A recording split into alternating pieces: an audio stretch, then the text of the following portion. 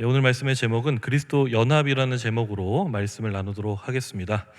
오늘 말씀은 아마도 성도님들께서 막상 듣다 보시면 이런 말씀이구나 라고 익숙하게 여겨질만 하면서도 또 처음에는 생소하게 느껴질 수도 있는 그리스도와의 연합이라는 이 주제로 말씀을 나누고자 합니다. 특히 오늘 우리가 읽은 로마서 6장은 그리스도와의 연합에 대해서 대표적으로 말씀하고 있는 귀한 본문이라고 할 수 있습니다. 존 머레이라고 하는 걸출한 스코틀랜드 신학자가 있습니다.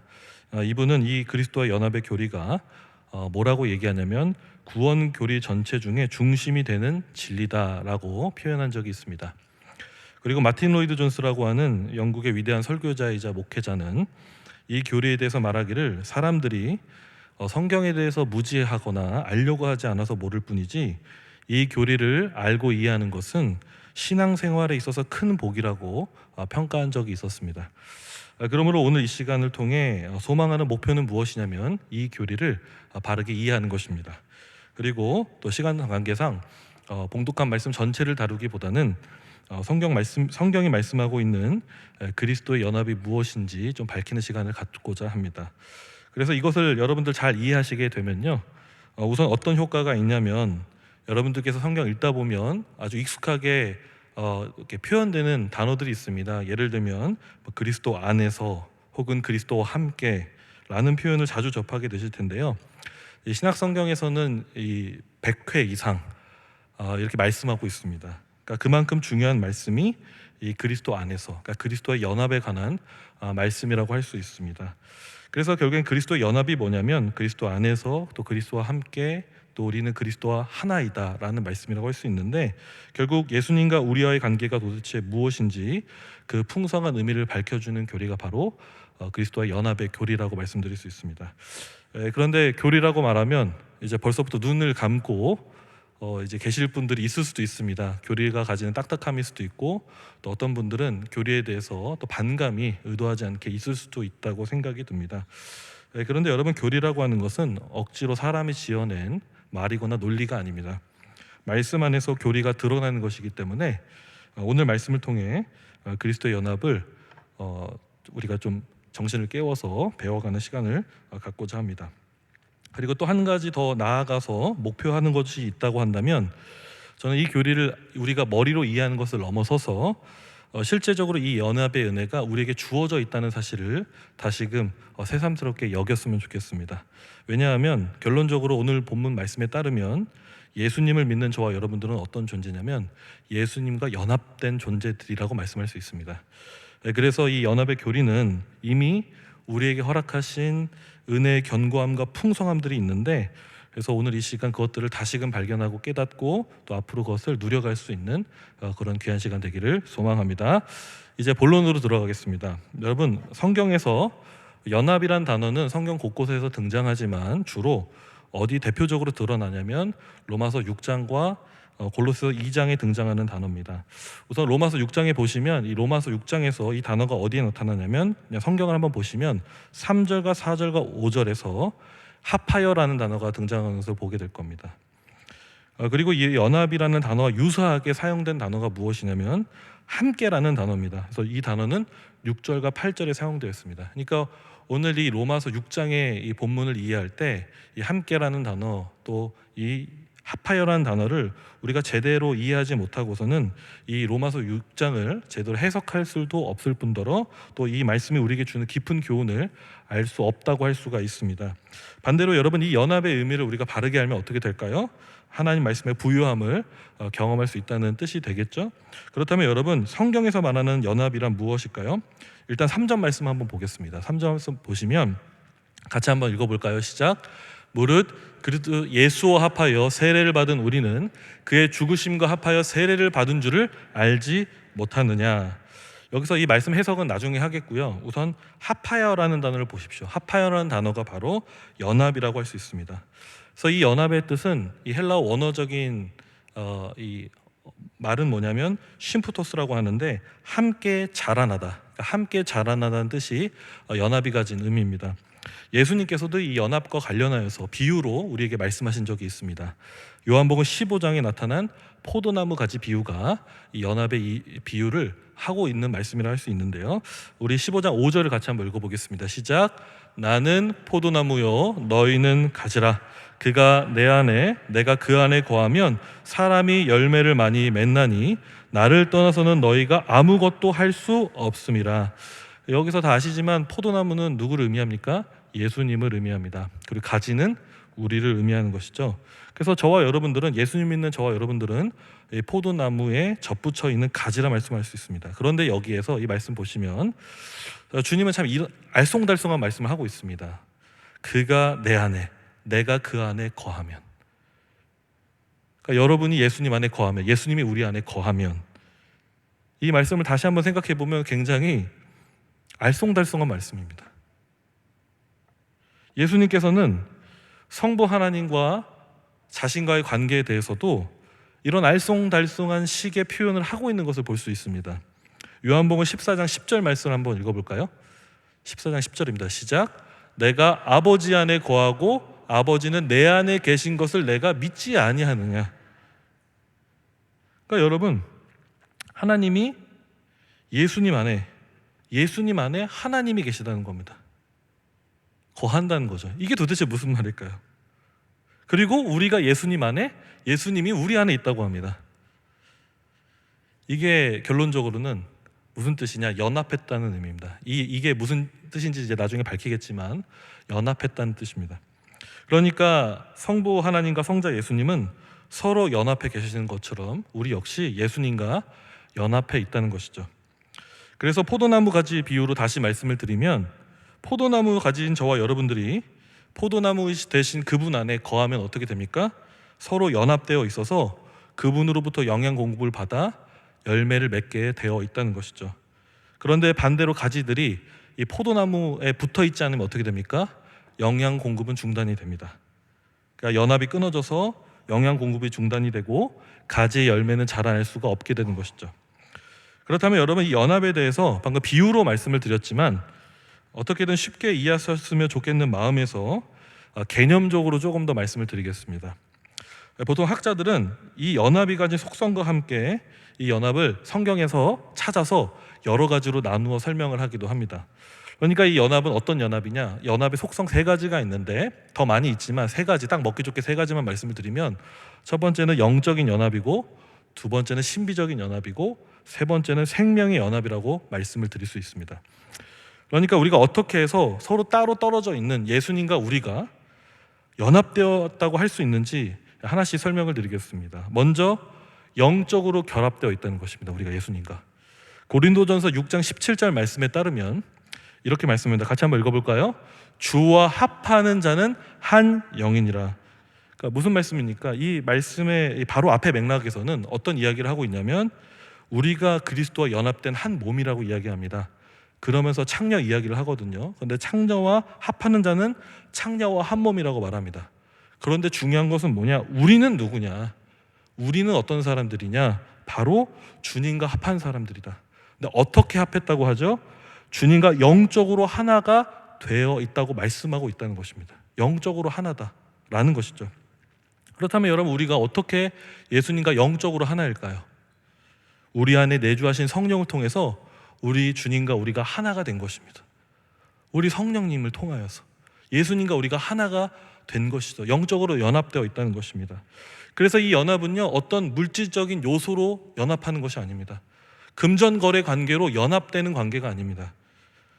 우리의 어떤 행위를 근거로 주님과 연합할 수 있는 게 아니라 이미 내주하신 성령을 통해서 우리는 예수님과 영적으로 연결이 되어 있다는 것이죠. 그 다음 두 번째, 그리스도의 연합은 신비적인 연합입니다. 왜 신비적인 연합이냐면, 찾진 않겠지만 여러분, 에베소서 5장에 보면 교회를 비유할 때 부부의 비유를 하고 있는 것을 보게 됩니다.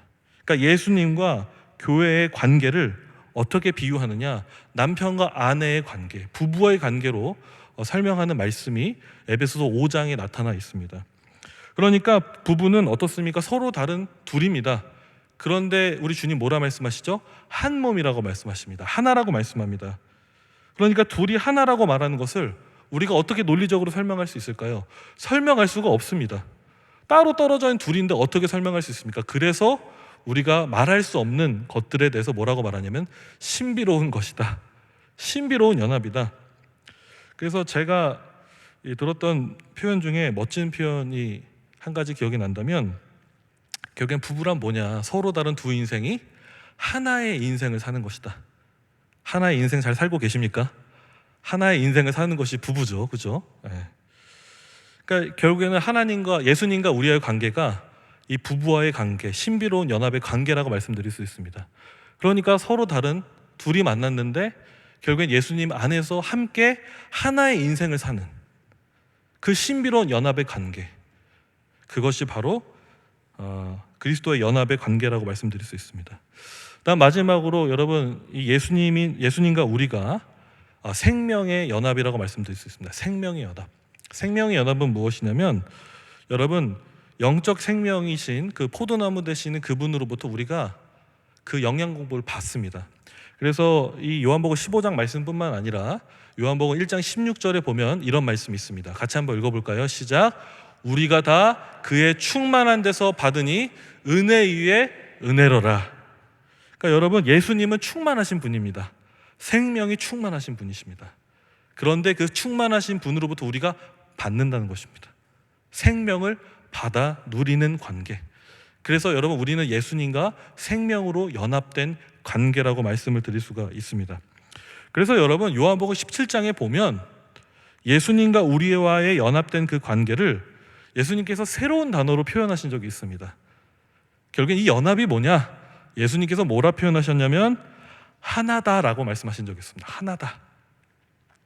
요한복음 17장 22절과 23절을 읽어보겠습니다. 시작. 내게 주신 영광을 내가 그들에게 주었사오니 이는 우리가 하나가 된 것 같이 그들도 하나가 되게 하려 함이니이다. 곧 내가 그들 안에 있고 아버지께서 내 안에 계시어 그들로 온전함을 이루어 하나가 되게 하려 함은 아버지께서 나를 보내신 것과 또 나를 사랑하심 같이 그들도 사랑하신 것을 세상으로 알게 하려 함이로소이다. 그러니까 23절 한번 보여주시면, 여러분, 예수님께서 예수님을 믿는 우리가 어떤 관계라고 지금 말하고 있습니까? 하나라고 말씀하셨습니다. 하나다.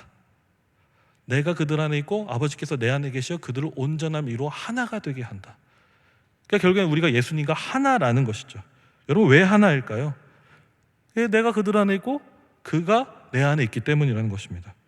그러니까 우리가 앞서 본 말씀들을 통해 살펴봤을 때 다시 표현해 본다면, 여러분, 우리가 예수님 안에 있습니다. 예수님 안에 우리가 있습니다. 그런데 그것은 어떻게 있습니까? 영적으로, 신비적으로, 그리고 생명으로 연합되어 있는데 그것은 곧 하나로 연합되어 있다는 것입니다. 그래서 예수님과 우리의 관계는 금이가 있지 않습니다. 금이가 있는 것이 아니라 단단하게 하나로 연결되어 있다는 것이죠. 그래서 예수님을 믿는 우리들은 현재 우리 주님과 어떤 상태라고 말씀할 수 있습니까? 우리가 어떤 삶을 살든지 상관없이 우리가 예수님을 믿는다면 그것은 곧 우리가 연합된 하나다라고 말씀할 수가 있는 것입니다. 그렇다면 이제 성경에서 말하는 연합의 의미는 이 정도로 정리를 하고, 이제 본문 로마서 6장에서 말씀하고 있는 연합에 대한 말씀을 살펴보도록 하겠습니다. 3절을 읽겠습니다. 3절 시작. 무릇 그리스도 예수와 합하여 세례를 받은 우리는 그의 죽으심과 합하여 세례를 받은 줄을 알지 못하느냐. 여러분, 3절 전반부에 보시면 그리스도 예수와 합하여 세례를 받은 우리다 이렇게 말씀하고 있습니다. 그러니까 한번 생각해 보십시오. 여러분, 예수님이 세례 받으면 세례 받은 것이고 우리가 세례 받으면 세례 받은 것이지, 성경은 지금 뭐라고 말하고 있습니까? 예수님과 합하여 세례를 받았다는 특이한 말씀을 하고 있는 것입니다. 여러분, 이게 도대체 무엇을 뜻하는 것일까요? 예수님이 세례를 받으실 때 우리도 예수님과 합하여 세례를 받았다는 뜻입니다. 그렇다면 여러분, 예수님께서는 어떻게 우리와 하나 되어서 세례를 받으셨던 걸까요? 예수님 세례 받으셨습니다. 어디서 받으셨나요? 요단 강가에서 세례를 받으셨습니다. 근데 그때 받을 때 우리와 함께 세례를 받았다고 지금 이야기하고 있다는 것이죠. 여러분, 성경을 보셔서 다 아시지만 요한의 세례는 어떤 세례였습니까? 회개의 세례였습니다. 하나님을 떠난 사람들에게 부어주시는 세례가 회개의 세례였습니다. 이 세례를 받은 사람들은 이제 하나님을 믿는다는 결단의 시간들이 바로 회개의 세례였던 것이죠. 근데 그때 당시 여러분 떠올려 보면 바리새인들 그걸 좋아하지 않았습니다. 왜? 바리새인들은 혈통으로부터 받은 구원이 있기 때문에 세례를 또 받는 것에 대해서 원하지 않습니다. 그러니까 그 당시 세례는 유대인이 아닌 사람들이 개종을 할 때 세례를 주는 경우는 있어도 혈통적으로 구원을 받은 유대인들이 세례를 받는다는 것은 이게 말도 안 되는 일이 지금 일어나고 있기 때문에 그 당시에 바리새인들이 좋아하지 않았던 것이죠. 그런데 여러분, 그 세례를 지금 누가 받습니까?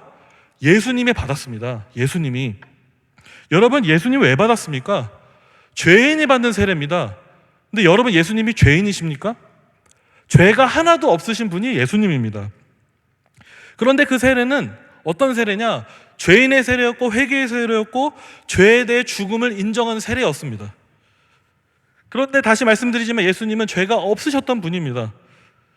그래서 여러분, 예수님은 당연히 죽을 이유도 없으셨습니다. 죄의 삭은 사망인데 예수님은 죽을 이유도 없을 뿐더러 그 회개의 세례를 받을 이유도 없었습니다.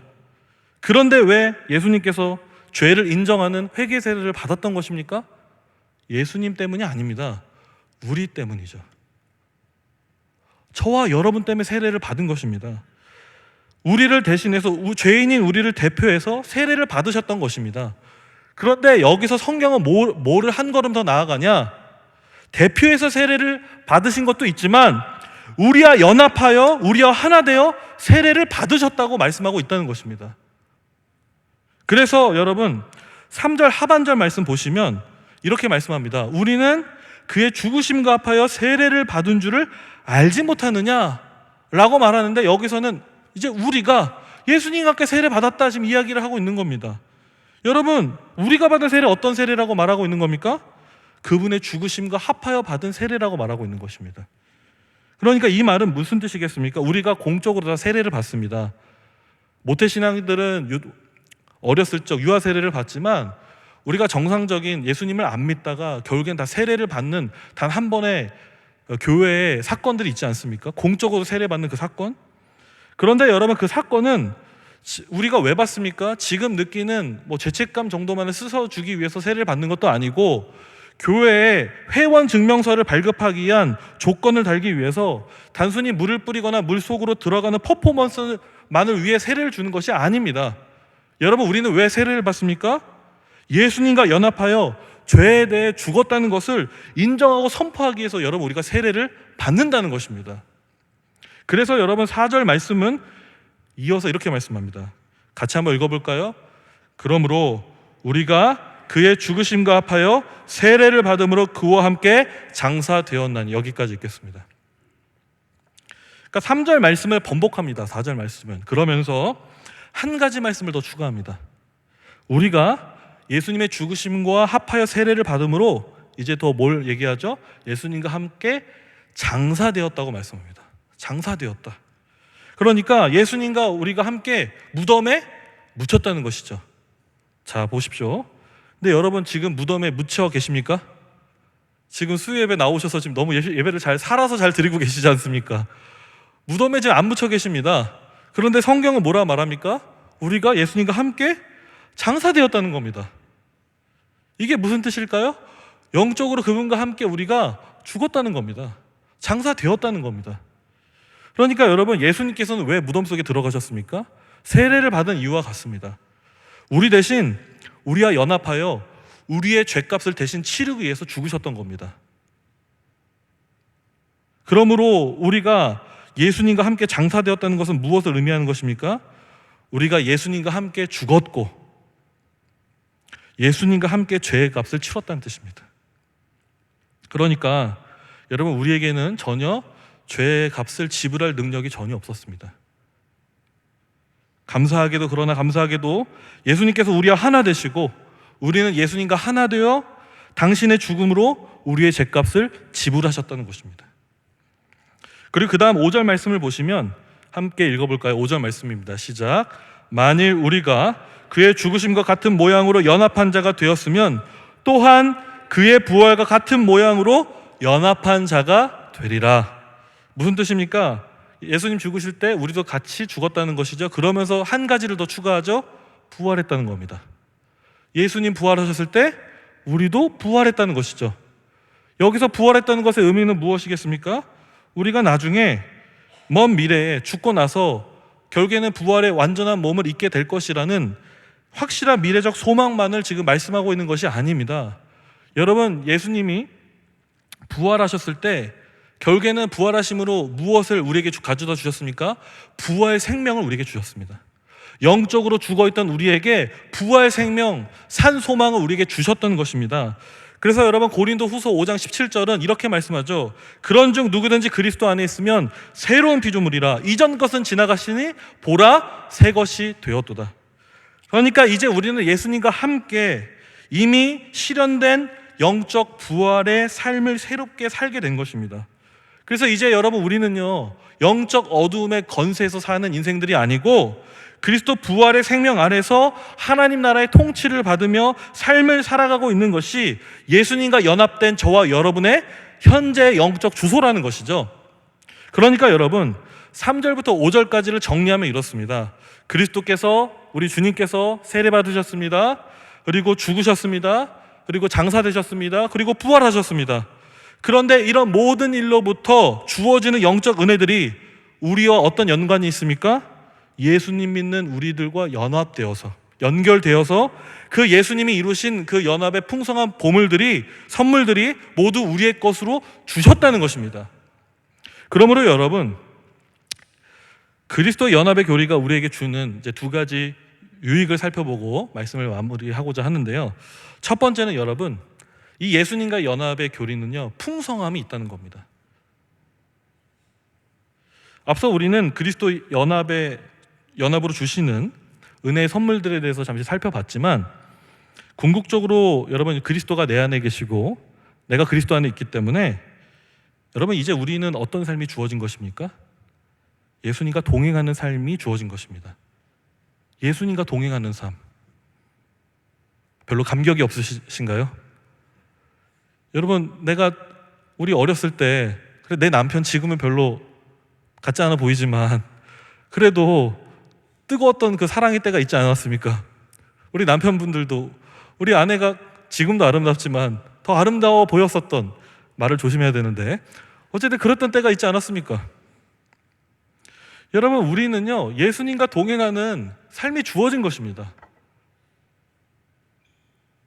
이제는 어떤 인생을 살아가더라도 내 힘과 의지로 살아가는 것이 아니라 예수님과 함께 아들을 믿는 믿음으로 사는 복되고 풍성한 인생이 우리에게 주어진 것이죠. 그래서 사도 바울이 갈라디아서 2장 20절에서 이 연합의 교리를 너무 잘 이해하고 있었기 때문에 이런 고백을 한 거 아니겠습니까? 갈라디아서 2장 20절입니다. 같이 한번 읽어볼까요? 시작. 내가 그리스도와 함께 십자가에 못 박혔나니 그런즉 이제는 내가 사는 것이 아니요 오직 내 안에 그리스도께서 사는 것이라. 이제 내가 육체 가운데 사는 것은 나를 사랑하사 나를 위하여 자기 자신을 버리신 하나님의 아들을 믿는 믿음 안에서 사는 것이라. 오직 내 안에 그리스도께서 사시는 삶. 이제 내가 사는 이유는 나를 사랑하사 나를 위하여 자기 자신을 버리신 하나님의 아들을 믿는 믿음으로 사는 것이 여러분, 우리에게 주어진 가장 복된 선물이라는 것입니다. 여러분, 이것이 얼마나 가슴 뜨거운 이야기입니까? 만약 우리에게 누군가 와서 10억을 준다고 한번 가정해 봅시다. 갑자기 흥분되시죠? 10억을 준다고? 여러분, 10억을 누군가 우리가 주면 우리는 정말 앞으로 많은 것을 기대하게 될 것이고요, 또 감사하게 되고, 또 10억을 기반으로 새로운 삶을 살아갈 국리들을 하게 될지도 모르겠습니다. 근데 또 어떤 분들은 여기서 10억 정도 갖고는 안 될 것 같고요, 100억 정도면 모르겠습니다. 요즘 이제 그런 세상이 된 것 같습니다. 그죠? 어쨌든 여러분, 그런데 여러분, 예수님은 누구십니까? 우리에게 새로운 생명을 주신 분입니다. 새로운 생명. 죄로 인해 타락한 이전의 삶이 아니라 새로운 부활 영적의 새 삶을 우리에게 주셔서 새로운 하늘나라의 가치로 우리가 인생을 살아가고, 삶의 희망과 소망을 세상에서 두는 것이 아니라 하늘나라에 두며 살아가는 사람들이 바로 저와 여러분이 되었다는 것이죠. 그런데 여러분, 한편으로 제가 오늘 말씀을 준비하면서 떠오른 것이 있는데요. 제가 이제 대구로 그렇게 보이시지 않겠지만 만으로 이제 5년 차에 접어들고 있습니다. 거의 5년이 됐습니다. 그런데 제가 이제 대구에 5년 정도 있으면서 이제 다른 지역과 비교했을 때 대부분 다른 지역과 비교하면 다른 문화들이 있지 않습니까? 뭐 언어도 다르고 생활도 다르고 또 예를 들어서 뭐 반 이런 말이 있으면 대구는 반틈이라고 하고 하여튼 이 언어도 다르고 조금씩 정서도 다르고 그런 부분들이 있습니다. 그리고 어떤 면에서는 전 대구가 참 좋은 게 대구가 더 좋아 보이는 것들이 많이 있습니다. 그러니까 또 어떤 면에서 또 지역마다 서로 다른 문화의 차이들이 있고 또 그것에 대해서는 뭐 그런가 보다 뭐 어떻습니까? 뭐 그냥 그런가 보다 말아야 되는 거죠. 그런데 제가 대구뿐만 아니라 다른 여러 지역의 여러 그리스도인들을 바라보면서 고질적으로 좀 안타까워 보이게 느껴지는 문제가 하나 있었습니다. 그러니까 무엇이었냐면 서울에 대한 열등감입니다. 서울에 대한 열등감. 그러니까 반대로 수도권에 계신 분들은 뭐 저한테 이제 전화할 때 어떻게 얘기하냐면 수도권에 뭐가 더 많다 이러면서 뭐 올라와라. 그리고 저한테 왜 대구에 있냐 이렇게 막 얘기를 하는 분들이 종종 있습니다. 그러면 제가 귀뚱으로 다 흘려버립니다. 뭔 소리야? 그러니까 소위 제가 무슨 얘기냐면 이런 얘기죠. 내가 서울에 있었으면 더 잘 나갈 것이고 내가 서울에서 뭘 경험해봤는데 그게 뭐가 더 좋고 또 내가 서울에 올라가면 더 대단한 것을 배울 것 같고 더 많은 인정을 얻을 수 있을 것 같고 그래서 어느 목사님이 서울에 가서 목회하면 더 잘 되는 길이다. 우리도 모르게 그렇게 생각하고 있고 여러분 그렇게 생각하면 비참해집니다. 저가 그렇지 않습니까? 비참해지는 거예요, 여러분. 그러니까 이게 꼭 지역 얘기만이 아니라 여러분 돈이나 명예 그 외에 다른 여러 가지 것들로 우리의 자존심을 세우고자 하는 것들이 있습니다. 그러니까 물론 일자리나 배움을 위해서나 뭐 그 밖에 여러 가지 이유로 삶의 터전을 바꾸는 것에 대해서 누가 뭐라 하겠습니까? 결국 문제가 안 되죠. 그러나 여러분 죄송하지만 저도 서울에서 10년 살아봤고 수도권에서 30년을 넘게 살았습니다. 근데 제가 만난 하나님은 어떤 분이냐? 하나님이 서울에만 계시는 분이 아닙니다. 하나님은 어디에나 계시고 계시지 않는 곳이 없고 복음이 여러분 서울에만 있습니까? 복음은 대구에도 있습니다. 그런데 여전히 우리가 세상적 비교와 가치를 가지고서 내가 뭐만 더 있었으면 내가 더 잘 살 수 있었을 텐데 라고 말하는 것들은 여러분 죄송하지만 복음에서 그건 아무것도 아닌 것이죠. 아무것도 아닙니다. 그러니까 가령 사도 바울을 예로 들면 만약 내가 예루살렘에 있었으면 사도 바울이 이랬다고 한번 해보죠. 만약 내가 예루살렘에 있었으면 내가 로마에 있었으면 내가 어디에 있었으면 만약 나에게 뭐가 있었으면 뭐가 되었거나 내가 더 쩔었을 것 같다. 쩔어 내 인생이 쩔어. 그죠? 여러분 사도 바울이 그렇게 말한 적이 한 번도 없습니다. 오히려 예수님 안에 있었던 사도 바울은 어떻게 얘기하느냐? 예루살렘에 왜 가려 했습니까? 동족들을 구원하고 싶어서 목숨 걸고 가지 않았습니까? 그리고 로마에 가려고 했던 이유는 그들에게 복음을 전하고 싶어서 하나님이 주는 감동함이 있어서 또 그들에게 믿음의 견고함을 위해서 고린도에서 머물 때 여러분 로마서를 쓰지 않았습니까? 그러니까 결코 자기가 다른 사람들에게 인정받기 위해서 삶을 몰입했던 것이 아니라 나에게 무언가가 더 필요하다고 그렇게 있어야만 내가 뭐가 더 될 수 있다라고 그렇게 고백한 적이 단 한 번도 없었다는 것입니다. 그러니까 제가 드리고 싶은 말씀은 뭐냐면요. 정말 여러분 우리에게 있는 진짜 풍성함과 은혜란 무엇입니까? 예수님 안에 있는 것입니다. 예수님 안에 있는 것. 겉으로는 예수님 안에 있다 말하지만 속으로는 다른 꿍꿍이와 같은 무언가가 있는 것으로 우리의 삶과 삶의 질과 체면을 세우는 것이 아니라는 것이죠.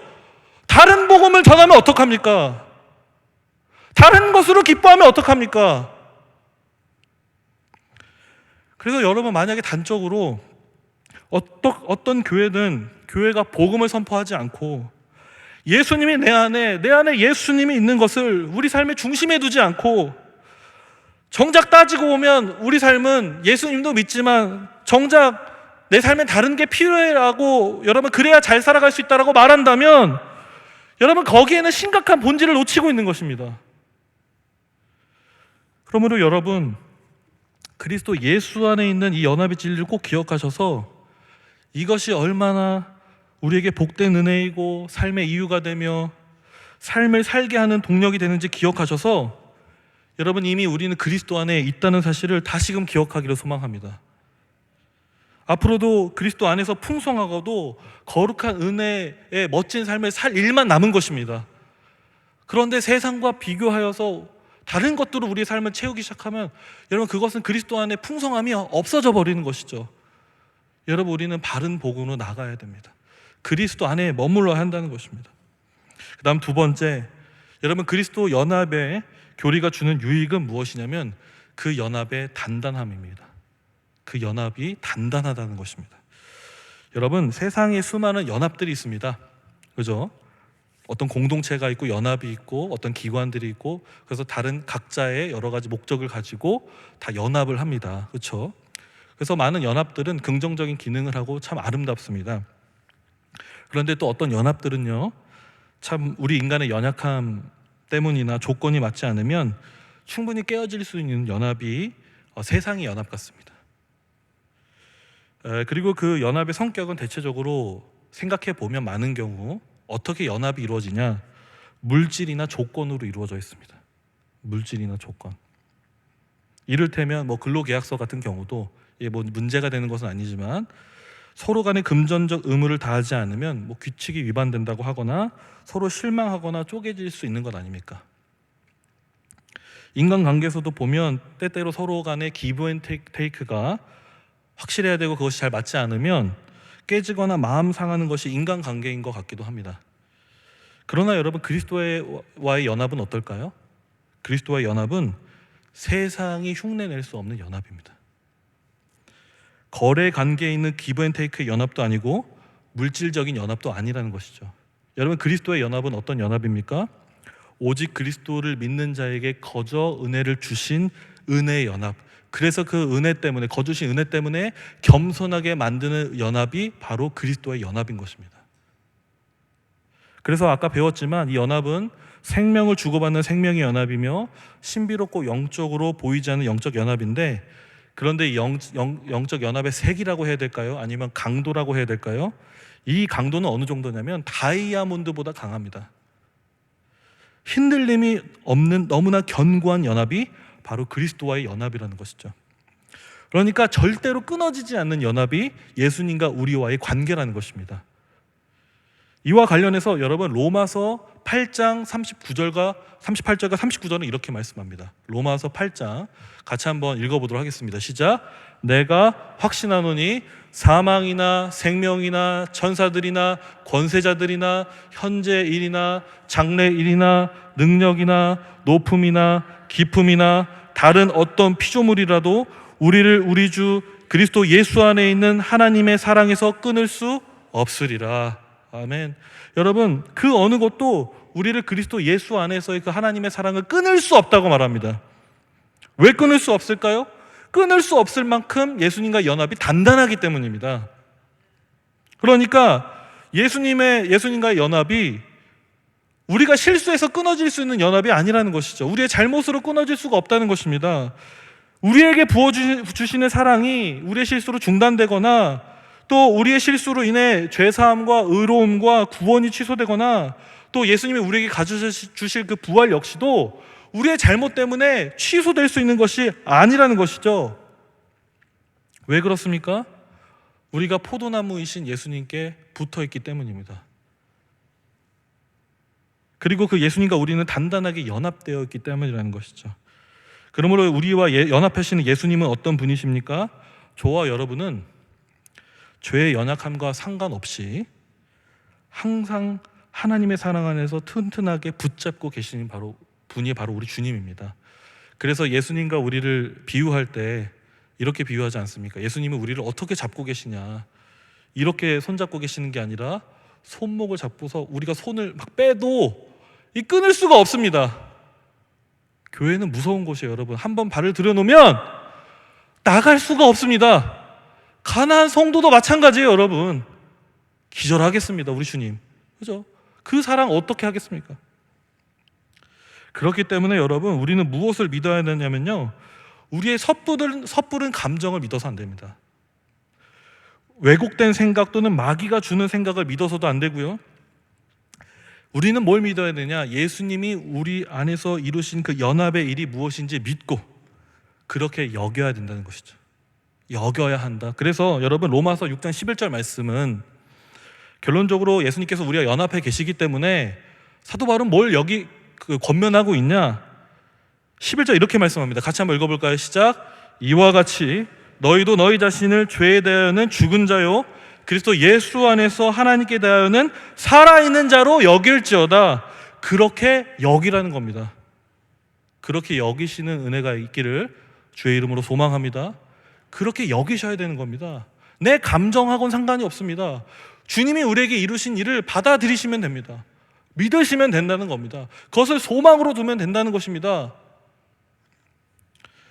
우리가 예수를 믿지만 때로 세상 속에 빠지거나 죄를 지을 때가 있습니다. 그런데 그 죄가 때로는 우리로 하여금 어떤 일을 야기합니까? 죄를 지은 내 자신을 실망스럽게 할 때가 있습니다. 내가 이거밖에 안 되나? 나 예수 믿는 지 30년 됐는데 이거밖에 안 돼? 그래서 예수님과의 관계를 뒤틀어버리거나 의심하게 만들 때가 있습니다. 그리고 어떤 분들은 구원이 취소되지 않는다는 걸 아세요. 그런데 그래도 예수님, 나 같은 거 그냥 대충 두시겠지 뭐, 이렇게 생각하시는 분들이 있습니다.